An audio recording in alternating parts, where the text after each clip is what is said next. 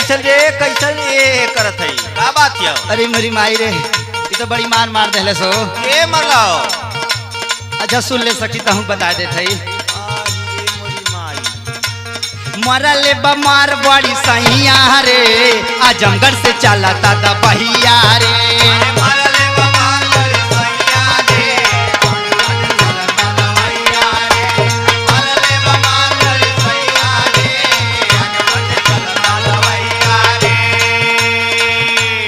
अरे मोरी माई रे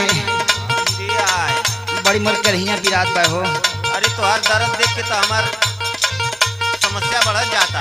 देखा कुछ और ना बढ़े सुना बतावत है। बतावा बतावा। पहले तो हम करवली एक सारा माटीगंज में चेक करवली दोबारा।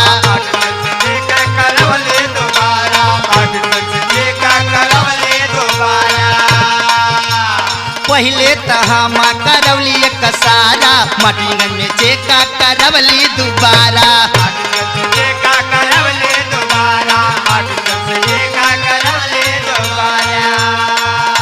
और जानत हो सखी बोला दर्द बड़ी करे करी हैया रे आजमगढ़ से चला था बहिया रे।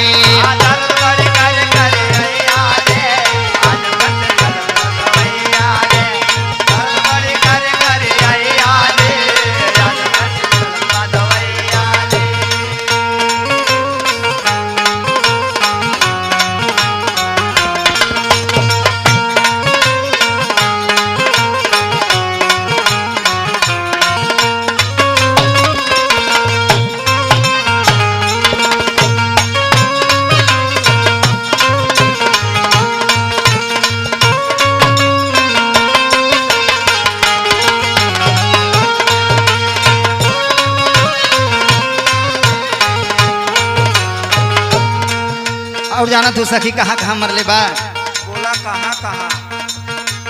कैसे कहीं सखी हमसे कहलो न जाला भीतरी भीतर मोरा बाढ़ पर पराला।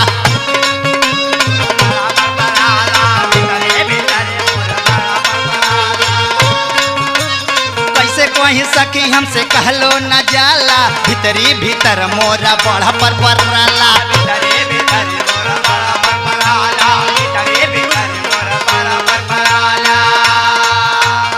और जाना तू अब का करी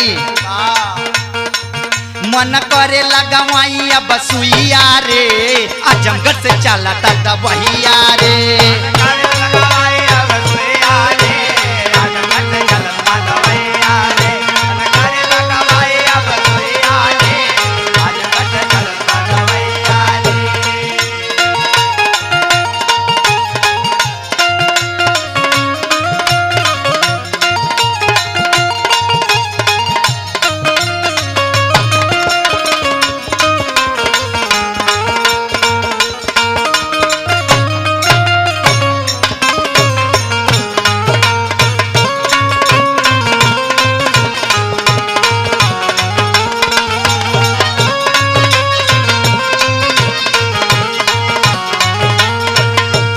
और जाना तू सखी अब का करब का करबू बोला।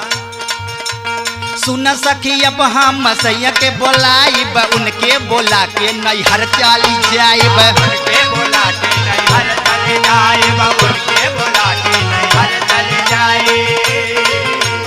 सुन सखी अब हम भैया के बोलाइब उनके बोला के नैहर चली जाइब।